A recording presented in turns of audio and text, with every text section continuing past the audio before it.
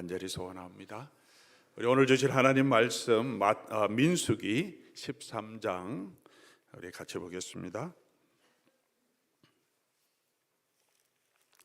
구약성경 민수기 13장 25절에서 14절, 44장 10절까지 그리고 20절에서 25절까지를 함께 보겠습니다.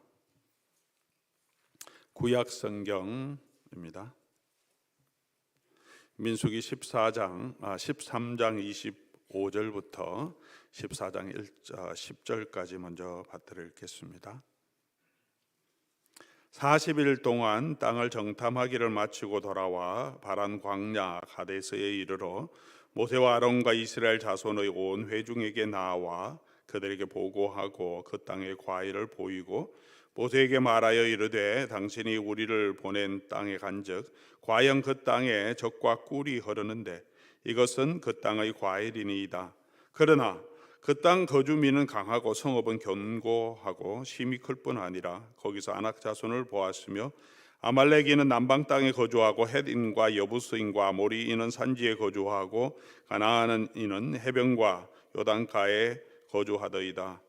갈렙이 모세 앞에서 백성을 조용하게 하고 이르되 우리가 곧 올라가서 그 땅을 취하자 능히 이기리라 하나 그와 함께 올라갔던 사람들은 이르되 우리는 능히 올라가서 그 백성을 치지 못하리라. 그들은 우리보다 강하니라 하고 이스라엘 자손 앞에서 그 정탐한 땅을 악평하여 이르되 우리가 두루 다니며 정탐한 땅은 그 거주민을 삼키는 땅이요 거기서 본 모든 백성은 신장이 장대한 자들이며 거기서 네피림 후손인 아낙 자손의 거인들을 보았나이다. 우리는 스스로 보기에도 메뚜기 같으니 그들이 보기에도 그와 같았을 것이니라. 온 회중이 소리를 높여 부르짖으며 백성이 밤새도록 통곡하였더라. 이스라엘 자손이 다 모세와 아론을 원망하며 온 회중이 그들에게 이르되 우리가 애굽 땅에서 죽었거나 이 광야에서 죽었으면 좋았을 것을 어찌하여 여호와가 우리를 그 땅으로 인도하여 칼에 쓰러지게 하려 하는가? 우리 처자가 사로잡히리니 애굽으로 돌아가는 것이 낫지 아니하랴. 이에 서로 말하되 우리가 한 지휘관을 세우고 애굽으로 돌아가자 하매 모세와 아론이 이스라엘 자손의 온 회중 앞에서 엎드린지라. 그 땅을 정탐한 자 중 눈의 아들 여호수아와 여분네의 아들 갈렙이 자기들의 옷을 찢고 이스라엘 자손의 온 회중에게 말하여 이르되 우리가 두루 다니며 정탐한 땅은 심히 아름다운 땅이라. 여호와께서 우리를 기뻐하시면 우리를 그 땅으로 인도하여 들이시고 그 땅을 우리에게 주시리라. 이는 과연 젖과 꿀이 흐르는 땅이니라. 다만 여호와를 거역하지는 말라. 또 그 땅 백성을 두려워하지 말라. 그들은 우리의 먹이라. 그들의 보호자는 그들에게서 떠났고 여호와는 우리와 함께 하시느니라. 그들을 두려워하지 말라 하나 온 회중이 그들을 돌로 치려 하는데 그때 여호와의 영광이 회막에서 이스라엘 모든 자손에게 나타나시니라. 우리 20절에서 25절까지 다시 좀 더 보겠습니다. 여호와께서 이르시되 내가 내 말대로 사하노라. 그러나 진실로 내가 살아있는 것과 여호와의 영광이 온 세계에 충만한 것을 두고 맹세하노니 내 영광과 애굽과 광야에서 행한 내 이적을 보고서도 이같이 10번이나 나를 시험하고 내 목소리를 청종하지 아니한 그 사람들은 내가 그들이 조상에게 맹세한 땅을 결단코 보지 못할 것이요 또 나를 멸시하는 사람은 한 사람도 그것을 보지 못하리라. 그러나 내 종 갈렙은 그 마음이 그들과 달라서 나를 온전히 따랐은즉 그가 갔던 땅으로 내가 그를 인도하여 드리리니 그의 자손이 그 땅을 차지하리라. 아말렉인과 가나안인이 골짜기에 거주하니 너희는 내일 돌이켜 홍해의 길을 따라 광야로 들어갈지니라. 아멘. 저희가 이제 마태복음 묵상을 끝내고 지난 주간 또 민수기를 묵상하고 있습니다. 민수기 백성의 수를 카운트한다, 센다는 이름보다는 원래 이 민수기의 히브리어 명칭인 데미드바르라고 하는 광야에서라는 제목이 이 민수기를 표현하는 더 적절한 제목일 것 같습니다. 광야에서 이들은 광야의 여정을 걸어가고 있습니다. 시내 산에서부터 시작해서 언약을 받고 그리고 광야의 여정을 다 거쳐서 요단 동편까지 가서 요단 건너서 넘어가기 바로 전까지 우리 민수기가 우리에게 그 여정을 보여주고 있습니다. 이스라엘 백성의 광야의 여정은 한마디로 표현하면 불평, 원망 그리고 불순종의 여정이었습니다. 그래서 애굽에서 나올 때 20세 이상이 되었던 모든 사람은 이 광야에서 죽었다라고 말합니다. 그럼에도 불구하고 하나님은 그 백성을 버리지 아니하시고 그 다음 세대를 보존하시고 여호수아 갈렙의 지도를 따라서 약속하신 그 땅으로 그 백성을 인도하여 들이셨습니다. 이스라엘의 광야의 이 여정은 오늘 신약 성도들의 믿음의 여정에 견주어 많이 비교되고 그렇게 우리 사도들이 말하고 있습니다. 사도 바울은 무엇이든지 전에 기록된 모든 것은 우리의 교훈을 위하여 기록된 것이라고 말하고, 히브리서 저자도 히브리서 3장 15절에 보면 성경에 일렀으되 오늘 너희가 그의 음성을 듣거든 경노하시게 하던 것 같이 너희 마음을 완고하게 하지 말라. 듣고 경노하게 하시던 자가 누구냐? 모세를 따라 애굽에서 나온 모든 사람이 아니냐. 그때 이야기를 하죠. 모세를 따라서 애굽에서 나왔고 하나님 원망하고 불평하다가 하나님을 경노하게 했던 이 사람들을 그렇게 말하고 조금 내려가서 히브리서 4장 1절에 보면 그러므로 우리는 두려워하지 말지니 그 안식에 들어갈 약속이 남아 있을지라도 너희 중에는 혹 이르지 못할 자가 있다. 혹 이런 동일한 불순종에 빠지면 그 안식에 들어가지 못할 수도 있다라고 경고하며 그들의 삶을 우리의 반면교사로 삼도록 말하고 있습니다. 오늘 우리는 어떻게 이스라엘 백성들처럼 원망과 불평, 하나님 불순종으로 가지 않고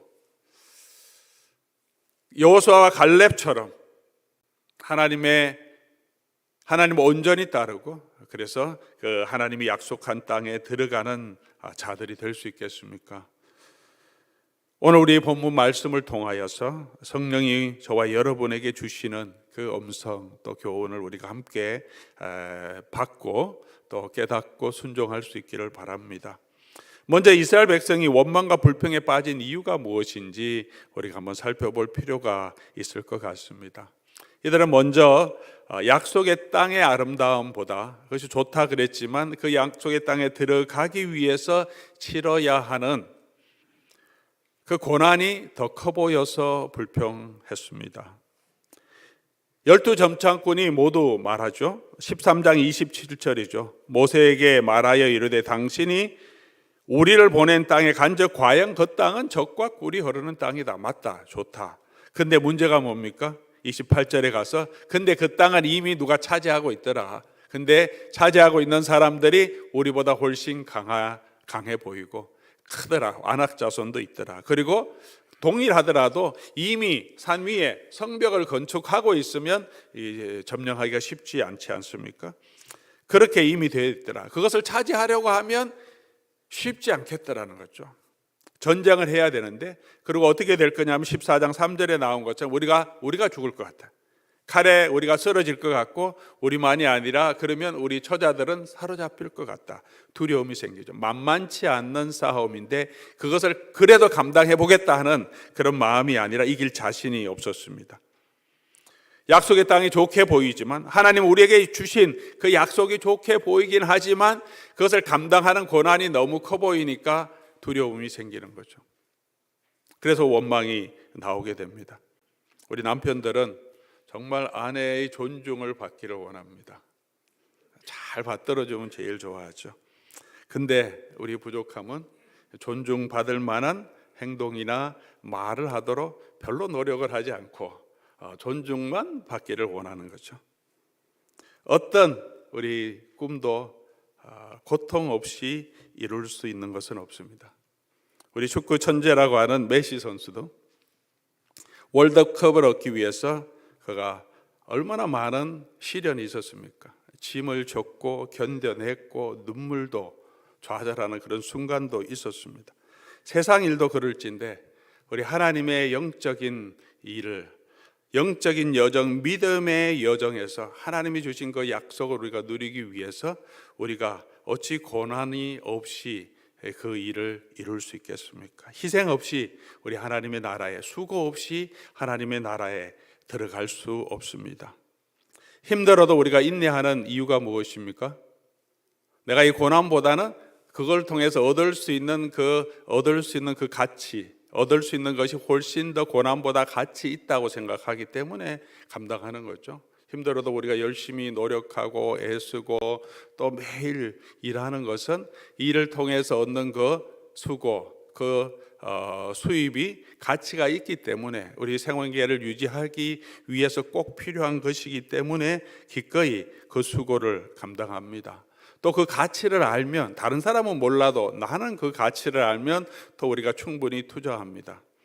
요즘 이제 핸드폰이 새로 많이 나오는데 그런 사양들을 살펴보고 좋아하는 사람은 새 것이 나오면 사려고 합니다. 돈을 투자해도 비싸지만 계속 사양을 공부하고 배우면 이거는 카메라 이게 화소가 엄청 차이나, 이렇게 조절할 수도 있어, 이런 기능도 있어, 이렇게 되면 알면, 가치를 알게 되면 투자하죠.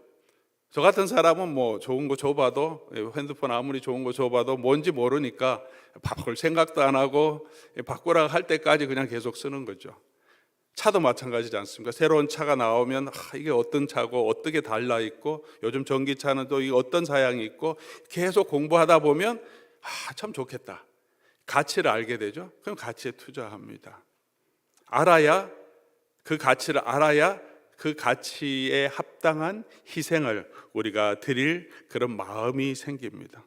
제가 계속해서 설교 말씀을 통해서 우리 하나님의 나라의 영광, 예수님께서 우리에게 주신 그 약속과 기업이 얼마나 큰 것인지를 계속 말씀드리는 이유는 그것을 알아야 우리가 그 하나님의 나라를 위하여 살고자 하는 마음이 생기기 때문입니다. 제가 하나님의 나라의 가치를 분명하게 보고 세상 끝에 흔들리지 않기 때문은 아닙니다. 저도 흔들릴 때가 있고 두려울 때도 있고 약해질 때도 있지만, 성경이 보여주고 하나님께서 우리에게 이루신 이 구원을 함께 알아가고 그 영광과 그 기업과 그 은혜가 얼마나 풍성한지, 하나님 우리에게 주신 그 능력이 지극히 큰 것이 어떤 것인지 우리가 알아야죠. 말씀을 통해서, 예배를 통해서 우리가 알고, 우리가 성경 묵상을 통해서, 말씀을 읽음을 통해서, 성경 공부를 통해서 알아갈 때 내가 이 세상의 고난도 능히 감당할 수 있겠다. 이 고난 많은 힘든 이 세상이지만 그래도 내가 믿음 잃지 않고 끝까지 걸어가 봐야 되겠다는 그런 우리 마음의 다짐이 생길 수 있기 때문입니다. 사랑하는 교우 여러분, 하나님께서 우리에게 약속하신 그 하나님의 나라의 영광, 그 기업의 풍성함이 어떤 것인지 그 가치를 점점 더 알아가는 저와 여러분 될 수 있기를 바랍니다. 그래야 우리가 이 땅에서 있는 여러 가지 시련, 어려움들을 우리가 이겨낼 수 있고 원망과 불평에 빠지지 않을 수 있습니다. 두 번째로는, 이들은 원망에 빠진 것은 지금 내가 누리는 하나님의 은혜보다, 이미 내게 주시고 지금 하나님이 함께 하시는 그 하나님의 은혜보다 내가 지금 갖지 못한 것을 보았기 때문입니다. 오늘 본문도 그렇지만 11장에서 쭉 나타나는 이들의 불평의 원인의 핵심이 그것입니다. 11장 4절에서 6절을 보면 이스라엘 백성들이 다른 인종들을 탐욕을 품으며 이스라엘 자손도 울며 부르짖으되 우리에게 고기를 달라. 메추라기를 준 사건이죠. 고기를 달라 하면서, 애굽에 있을 때는 우리가 생선도 먹었고 오이, 참외, 부추, 파, 마늘 모든 양념을 먹었다는 거죠. 이제는 기력이 다하여 이 만나 외에는 보이는 것이 없다. 만나 외에는 보이는 것이 없도다 하니, 만나가 있는데 만나 밖에 없다고 말합니다.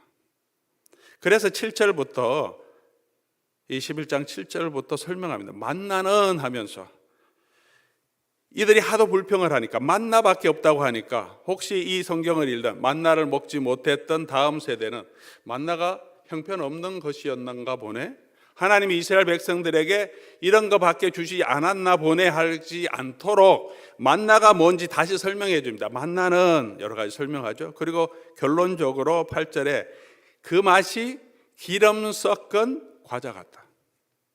가루 같은 건데, 가시 같은 이런 만나가. 그걸 갈아서 이 빵을 만들어 먹는 거죠. 근데 기름 섞은 과자 맛이다. 무교병 같은 게 아니라 기름 섞은 과자. 기름을 섞지 않아도 기름으로 구운 빵이 맛있죠. 그런 과자 맛 같다. 좋았다는 거예요. 맛도 좋았고. 그리고 9절 말씀 보니까 밤에 이슬이 진영이 내릴 때에 만나도 함께 내렸더라. 무슨 말입니까? 이슬이 내릴 때 이스라엘 백성이 광야에서 그들이 농사 짓지 않아 수고스럽게 농사 짓지 않아도 이슬과 함께 떨어져서 날마다 하나님이 주시는 이 양식으로 그 광야를 걸어갈 수 있게 하셨다는 거죠. 하나님의 은혜고 은혜뿐만이 아니라 하나님의 기적이죠. 날마다 하나님의 기적을 보고 그 만나를 먹고 있음에도 불구하고 이스라엘 백성들이 지금 시간이 좀 지나니까 뭐라고 말합니까? 만나밖에 없다는 거죠. 만나밖에 없어요. 만나가 있는데 만나밖에 없다고. 그리고 내가 없는 고기를 불평합니다. 애굽으로 돌아가면 훨씬 좋았겠다고 생각합니다. 하나님이 이미 저와 여러분에게 주신 은혜가 얼마나 크고 놀랍습니까? 아마 오늘도 우리가 가만히 앉아서 생각해 보면 날마다 순간순간마다 오늘 저와 여러분이 사는 것은 하나님의 은혜고 하나님의 기적일 것입니다. 그런데 우리가 어떻게 합니까? 우리가 마음에 원망이 들어오면 우리가 주신 하나님의 주신 놀라운 것들은 다 잊어버리고 내가 없는 것을 생각하죠. 고기가 없다고. 나에게는 왜 이런 부모를 주지 않았냐? 나에게는 왜 이런 배우자를 줘서 내가 이렇게 힘드냐? 나의 자녀들은 왜 이런 것들이 없느냐? 저쪽 자녀들은 저 집안 자녀들은 다 저렇게 잘 되는데 나는 왜 이런 외모를 주셨냐? 나에게는 왜 재력이 없느냐? 나에게는 왜 운도 따르지 않느냐? 나에게 왜 지식도 주지 않느냐? 나는 왜 이런 직장의 상사를 줘서 이렇게 힘들게 하느냐? 우리가 없는 것들에 집중하고 그것이 마치 전부인 것처럼 우리가 낙심하게 됩니다. 사랑하는 교우 여러분, 오늘 저와 여러분, 우리 매일의 삶은 하나님의 기적임을, 하나님의 은혜임을 믿습니까? 내가 누려왔던 모든 것이 하나님의 은혜였음을 우리는 고백하고 있습니까? 날마다 우리 하나님의 은혜로 살아가고 있음을 우리가 다시 기억하고 그 함께 하시는 하나님을 바라보아야 우리가 감사할 수 있고 원망과 불평에 빠지지 않을 수 있습니다. 우리가 없는 것만 보면, 하나님의 은혜를 보지 못하면 우리는 그런 메뚜기 같은 존재로밖에 살아갈 수 없습니다. 세 번째로 하나님이 하시는 능력, 하나님의 능력이 아니라 자기 자신을 본 거죠. 자기의 연약함을 보았기 때문에 낙심했습니다. 두려움에 빠지니까 사실을 사실대로 평가하지 않고 또 과대 해석해서 과한 두려움에 빠집니다.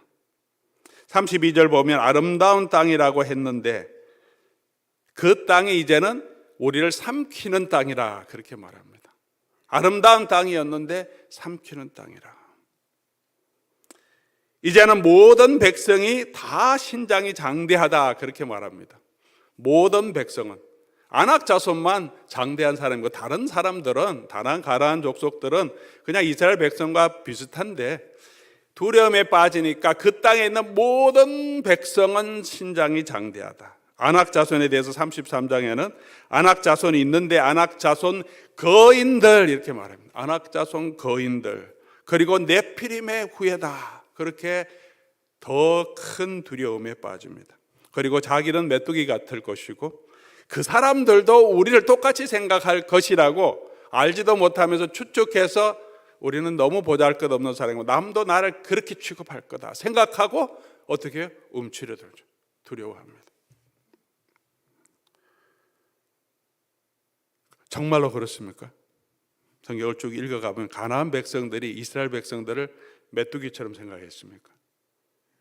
전혀 그렇지 않았습니다. 이스라엘 백성이 온다는 소식을 듣고 엄청나게 두려워하고 있었습니다. 하나님이 이 사람들과 함께한다.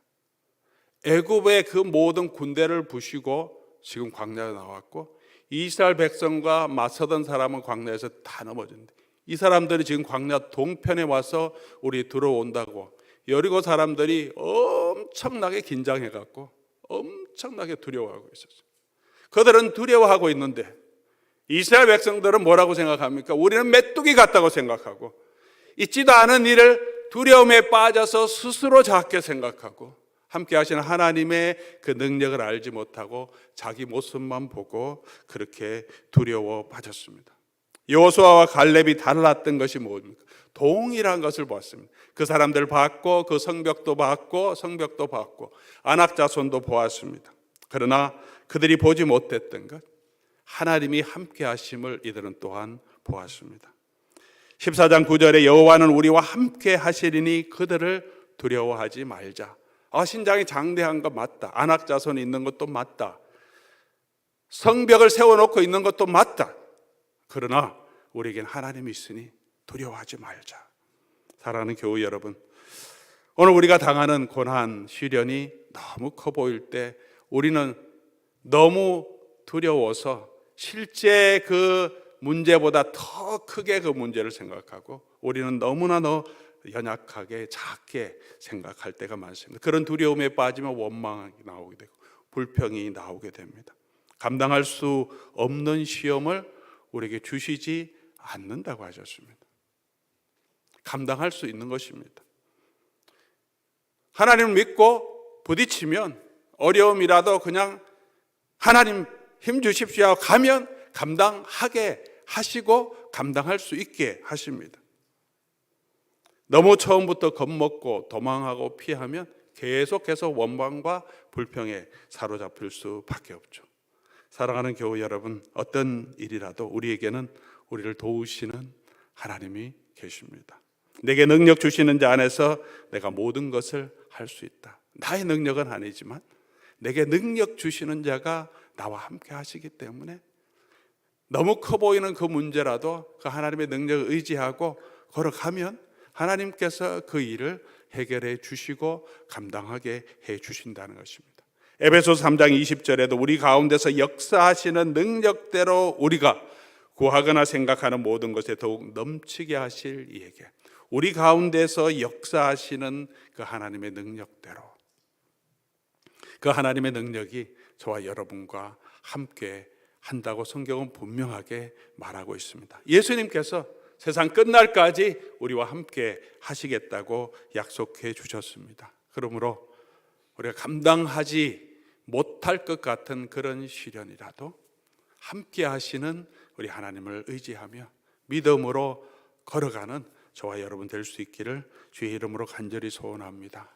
그렇게 걸어가면 하나님의 능력을, 하나님이 하시는 그 일을 우리가 보게 하실 겁니다.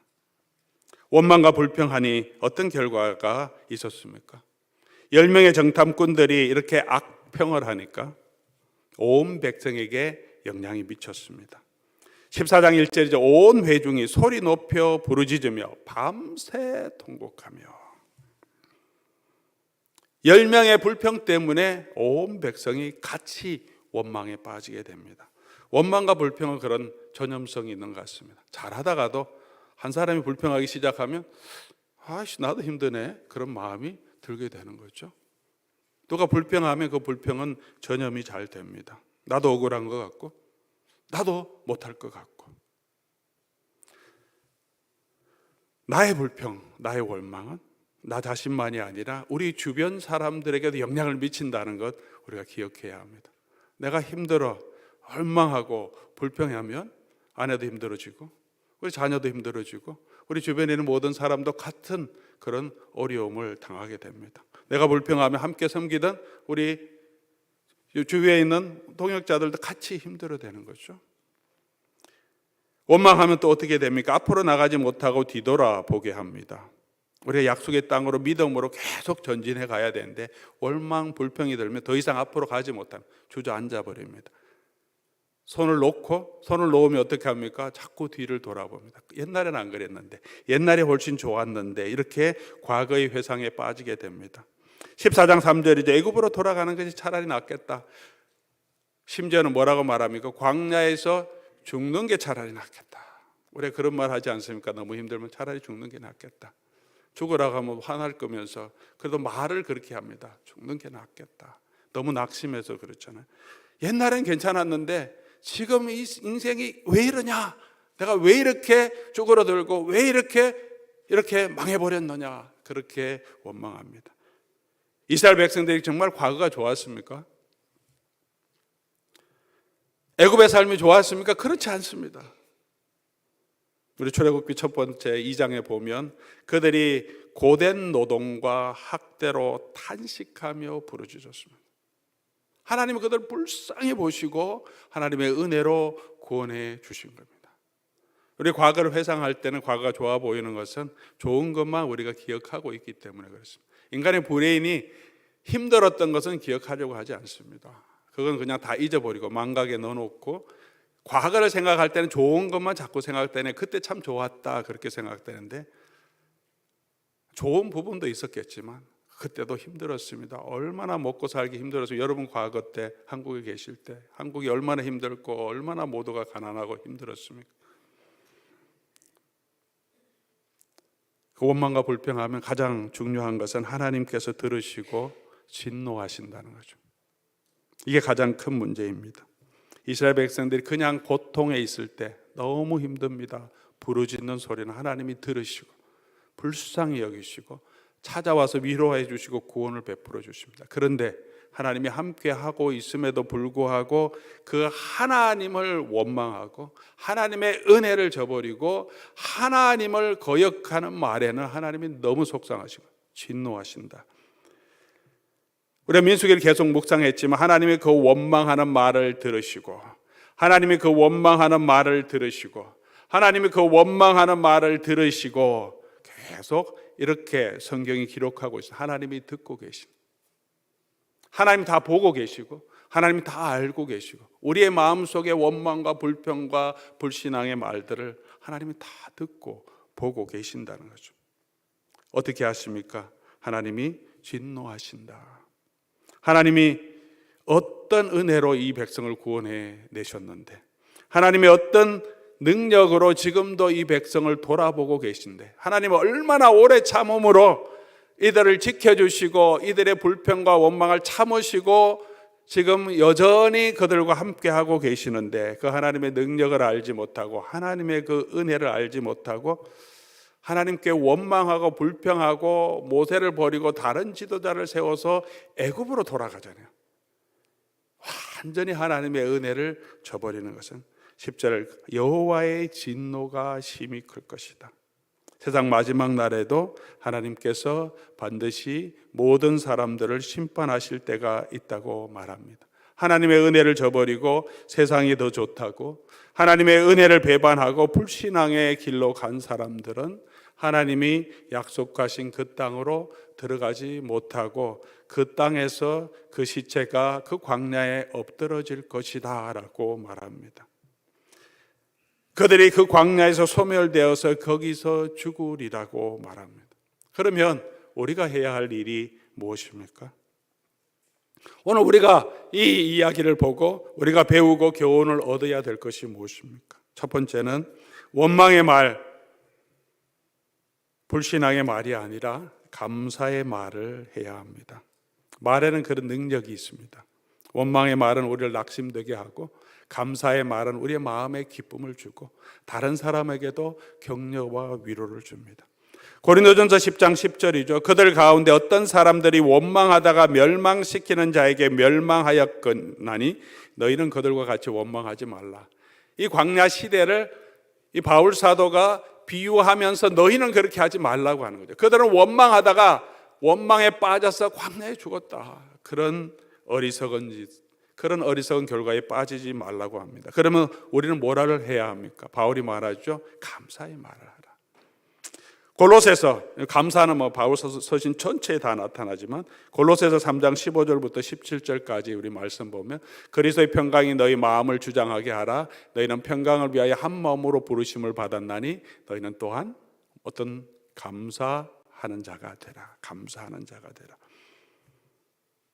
16절 그리스도의 말씀이 너희 속에 풍성히 거하여 모든 지혜로 피차 가르치며 권면하고 시와 찬송과 신령한 노래를 부르며 예배하는 거죠. 뭘 해야 됩니까? 감사하는 마음으로 하나님을 찬양하고 예배 가운데 감사한 마음으로 하나님께 예배하라. 17절 또 무엇을 하든지 말이나 일이나 다 주 예수 그리스도의 이름으로 하고 일상의 삶이죠. 그를 힘입어 어떻게 하나님께 감사하라. 9절마다 감사하라, 감사하라, 감사하라. 감사할 것도 없는데 감사하라는 것이 아니죠. 어떤 환경에 있더라도 하나님이 함께 하시기 때문에, 하나님의 구원이 그들과 함께 하시기 때문에, 감사할 것이 너무 많기 때문에 감사의 말을 하라고 합니다. 우리가 감사를 자주 잊어버리기 때문에 또한 그 감사를 기억하라고 하시는 겁니다. 데살로니가전서 5장 18절이죠. 또 범사에 감사하라. 이게 뭡니까? 하나님의 뜻이다. 너희를 향한 하나님의 뜻이다. 빌립보서 4장 6절 7절이죠. 그러므로 아무것도 염려하지 말고 모든 일에 기도와 간구로 너희 구할 것을 하나님께 아뢰는 거죠. 기도하라고 말합니다. 우리 가지고 있는 기도의 제목들이 여러분 있지요. 기도하라고 합니다. 근데 어떻게 기도하라고 합니까? 감사함으로 하라. 무슨 말씀입니까? 감사함으로 하라는 것은 기도할 때 우리가 내가 없는 것 그것만 붙들고 내 기도와 간구로 주십시오, 주십시오, 주십시오만 하지 말고 감사함으로 하라는 거죠. 기도 가운데 하나님 이런 것도 하나님 주셔서 너무 감사합니다. 이런 것도 감사하고 하나님이 주신 은혜를 세워보면서 감사하면서 그러면서 너희가 구할 그것도 부족한 그것도 하나님 앞에 아뢰라. 부족한 것만 붙들고 계속해서 원방 가운데 불평 가운데 하나님께 호소하며 원망하며 기도하는 것도 아니고 감사함으로 하나님 앞에 아뢰라는 거죠.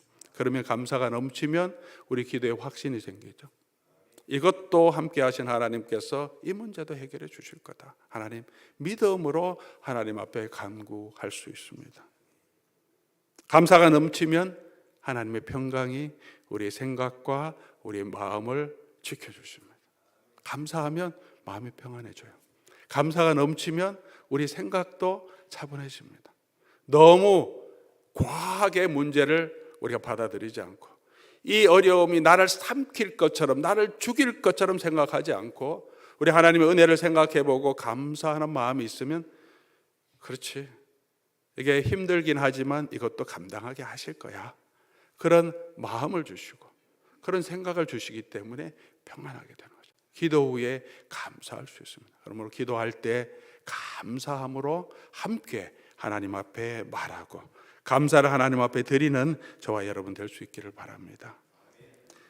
두 번째, 갈렙과 여호수아처럼 하나님의 능력을 신뢰하고 온전히 여호와 하나님을 따라서 약속의 땅을 바라보고 나가야 합니다. 어제 새벽에 말씀드렸죠. 14장 8절 여호와께서 우리를 기뻐하시면, 이게 중요하다. 여호와께서 우리를 기뻐하시면, 여호와께서 기뻐하시면 그러면 모든 것이 해결되는 거예요. 여호와께서 우리 편이 되시면, 여호와 하나님이 나와 함께 하시면 이 문제도 충분하게 이길 수 있는 거죠. 중요한 것은 여호와께서 기뻐하시는 그 일을 내가 하는가 하는 것이 중요한 것이죠. 사랑하는 교회 여러분, 저와 여러분은 어떤 마음을 가지고 있습니까? 지금 여호와께서 기뻐하시면 그 일을 추구하고 계십니까? 아니면 내가 기뻐하는 것을, 내가 원하는 것을, 그것을 붙들고 그거 달라고 지금 하나님께 버티고 있습니까? 여호와께서 기뻐하시는 그것을 찾으면 또 마음에 평화를 주십니다. 여호와께서 기뻐하는 게 뭐냐? 오늘 내 삶 가운데 여호와께서 기뻐하는 것이 뭐냐? 내가 원하는 것, 내가 기뻐하는 것이 아니라 이 부부 관계 가운데서, 이 교회 신앙생활 가운데서, 이 삶의 고난 가운데서 여호와께서 기뻐하는 것이 뭐냐? 그리고 두 번째죠. 다만 여호와를 거역하지 말라. 9절이죠. 다만 여호와를 거역하지 말라. 승리를 주시든 그렇지 않든 우리가 해야 할 것은 여호와를 거역하지 않는 거다. 여호와께서 기뻐하시는 그것을 찾고 여호와의 뜻대로 순종하면 그 모든 다음의 문제는 하나님의 손에 맡기고 하나님께서 우리와 함께 하시는 것을 믿고 가자는 거죠. 두려워하지 말자. 사랑하는 교회 여러분, 오늘 저와 여러분의 삶은, 우리 삶의 목적은 무엇입니까? 성도의 삶의 목적은 무엇입니까? 성공, 편안한 삶, 그것이 목적이 되면 그것을 잃어버릴까 봐 두려운 마음이 생깁니다. 얻지 못할까 봐 그래서 두려운 거죠. 고난이 있을까봐, 그걸 통해서 내가 아픔이 있을까봐, 주어지지 않을 때 내가 그걸 감당할 수 없을 것 같은 그런 마음이 있기 때문에 두렵습니다. 잃을 게 없는 사람은 두려움이 없는 거죠. 우리의 삶의 목적이 여호와를 순종하는 것이면 우리가 두려울 것이 없습니다. 언제든지 여호와를 순종하면 되니까. 오늘 지금 삶에 어려움이 있어요. 어떻게 할 거냐? 하나님이 기뻐하시는 것, 그것을 찾고, 그럼 여호와께서 순종하는 길이 뭐냐? 그것을 선택하는 거죠. 성공을 위해서 선택하는 것이 아니라 그것이 우리 삶의 목적이 되면 그 나머지 모든 것을 하나님께 맡기는 거죠. 다니엘의 세 친구처럼 그리하지 않으실지라도 그들의 삶의 목적은 하나님만 섬기는 거예요. 죽어도 그게 내 인생의 목적이면 하나님 그렇게 허락하시면 감당하겠다는. 그러면 어떻게 되면 마음의 평안이 있습니다. 사건은 너무 두렵지만 내 마음에는 평안이 있습니다. 이렇게 할까 저렇게 할까 내 욕심과 하나님의 그 뜻 사이에서 방황하면 너무 힘들죠. 일단 하나님께 맡기면 마음의 평안을 주십니다. 질서가 생기니까요. 하나님 알아서 하십시오. 내 삶은 하나님의 손에 있습니다. 나는 그냥 하나님 원하는 걸 하겠습니다. 여호와를 거역하지 말라. 그것이 갈렙의 마음이었습니다. 그것이 이스라엘 백성들과 다른 갈렙의 여호수아의 마음이었습니다. 그런 갈렙과 여호수아는 그 땅에 들어가게 하셨습니다. 근대 선교의 아버지라고 하는 윌리엄 캐리라는 선교사님이 있습니다. 영국 분인데 인도로 처음으로 선교사로 갔습니다. 그가 선교로 가기 전에 설교 가운데 이런 말을 했습니다. 여전히 남아있고 우리가 기억하는 말입니다. 하나님으로부터 위대한 일을 기대하십시오. 그리고 위대한 하나님을 위하여 위대한 일을 시도하십시오. Expect great things from God. Attempt great things for God. 하나님으로부터 위대한 것을 기대하라. 그리고 하나님을 향한 위대한 일을 시도하라. 그러니까 선교를 향해 갈 때 선교에 대한 소명을 가지고 선교하러 가겠다고 하니까 선배 동료 목사님들이 질책합니다. 네가 뭐 하겠다고? 너 가만히 있어도 하나님이 하시려고 하면 다 하실 수 있다. 조용히 해라. 그런 소리를 들었습니다. 출발할 때도 재정이 넉넉한 지원이 없었습니다. 5개월 동안 배를 타고 인도 콜카타로 도착합니다. 도착하자마자 기후, 음식 여러 가지 어려움이 있었습니다. 1년이 되지 않아서 아들 하나가 풍토병으로 사망합니다. 문화 충격, 그리고 아들을 잃은 슬픔으로 아내가 그때부터 정신질환이 있다가 10년 되기 전에 아내도 세상을 떠납니다. 살던 집이 불이 나기도 하고 선교사에게 열매도 많이 없기도 했습니다. 영국 정부는 이 선교사가 눈에 가시 같아서 계속 압박하고 추방 명령을 내리겠다고 합니다. 그래서 네덜란드 영쪽으로 피난해서 사람포라는 지역으로 가서 사역하게 됩니다. 선교의 내부도 조금씩 커지니까 갈등도 있고 어려움도 많았습니다. 인도에 있는 내내 그의 삶에 많은 고난도 있고 어려움이 있었습니다. 그의 묘비에는 이렇게 적혀 있습니다. 가엾고 비천하고 연약한 벌레 같은 내가 주님의 온유한 팔에 안기다. 우리는 위대한 선교의 아버지라고 하는데 그런 인생 가운데 선교사의 가운데 얼마나 많은 고난과 아픔이 있었겠습니까? 스스로 돌아볼 때 가엾고 비천하고 연약한 벌레 같은 존재라고 생각했던 것 같아요. 그의 일생을 보면 참 힘들었겠다는 생각이 듭니다.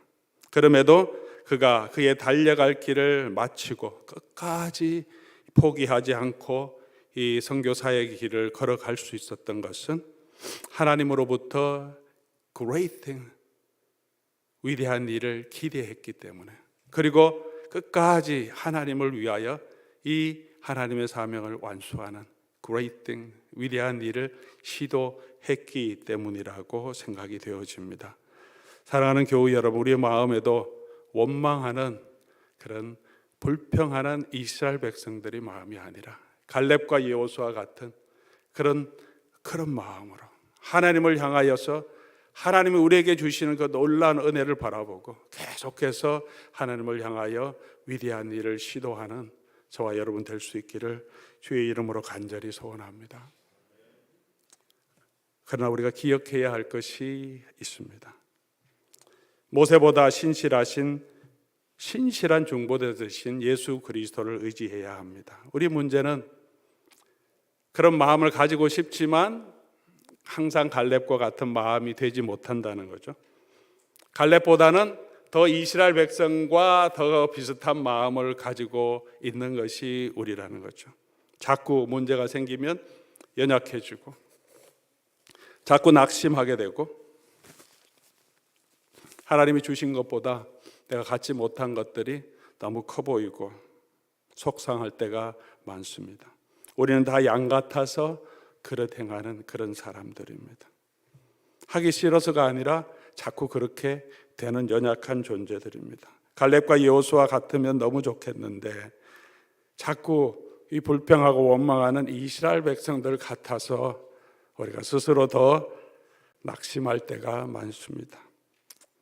이 이스라엘 백성들이 하나님의 진노에서 구원을 얻을 수 있었던 것은 모세의 중보 기도 때문이었습니다. 오늘 본문 말씀에, 우리 매일 성경 본문 말씀에 더 잘 나오죠.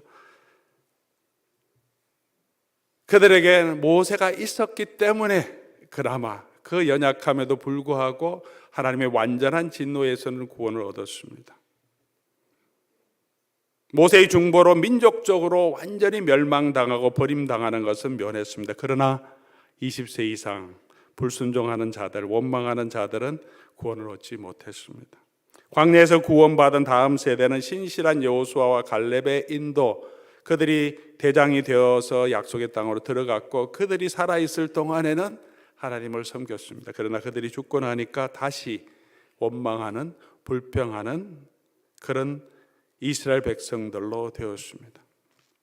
모세의 중보로도 갈렙과 여호수아의 신실함으로도 그 백성을 온전하게 구원해낼 수 없었습니다. 그래서 하나님께서 저와 여러분에게 당신의 아들이신 예수님을 보내주셨습니다. 모세보다 더 신실한 중보자로 여호수아와 갈렙보다 더 신실하고 더 용맹스러운 우리 믿음의 대장이 되시도록 우리에게 보내주셨습니다. 히브리서 3장 5절에서 6절은 모세는 하나님의 집에서 종으로 신실했는데 예수님은 하나님의 집의 아들로서 신실했다. 히브리서 4장 14절에서 16절까지는 우리에게는 그래서 이런 대제사장이 있다. 이 대제사장은 아론보다 더 우월한 대제사장이라고 말합니다. 이 대제사장은 여호수아와 갈렙보다 더 뛰어난 우리의 대장 되신 예수 그리스도이십니다. 우리가 주를 따라야 합니다.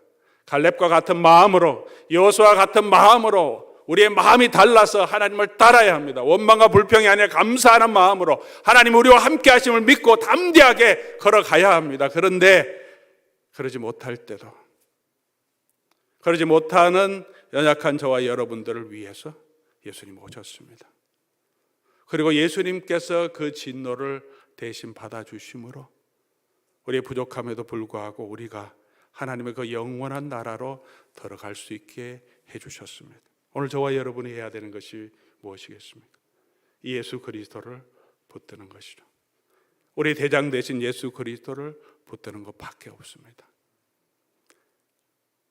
우리가 힘있게 믿음으로 갈 때도 주의 능력을 의지해야 되고, 실패해서 낙심해서 주저앉아 있을 그때에도 다시 우리를 대신해서 우리가 받아야 될 하나님의 그 큰 진노를 대신 받으시고 우리를 감싸 주시고 우리를 하나님의 영원한 나라로 이끌어 가시는 그 주의 은혜를 오늘도 다시 의지합니다. 예수 있으면, 예수 안에 있으면 우리에게는 소망이 있습니다.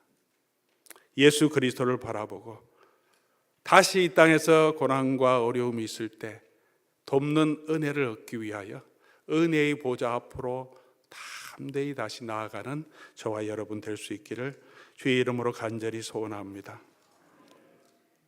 때로는 우리가 비천하고 연약하고 벌레 같게 엮여질 때 우리 은혜의 보좌 앞으로 나아가면 주께서 우리의 손을 잡아주시고 우리를 품어주시고 다시 하나님의 아들의 아름다운 옷을 입혀주시고 가락지를 끼워주시고 세워주실 것입니다. 예수 그리스도의 은혜 안에 있는 자에게 주시는 하나님의 확실한 언약의 약속입니다. 그러므로 사랑하는 우리 교우 여러분, 삶에 여러 가지 어려운 현실이 있지만 너무 두려워하지 마시기 바랍니다. 우리 주님께서 함께 하시고 또 함께 하실 것입니다.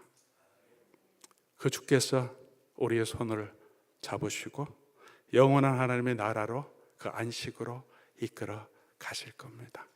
우리 주님 바라보며 두려워하지 말고 걸어가는 저와 여러분 될 수 있기를 주의 이름으로 간절히 소원합니다. 우리 같이 한번 찬송하고 기도하면 좋겠습니다.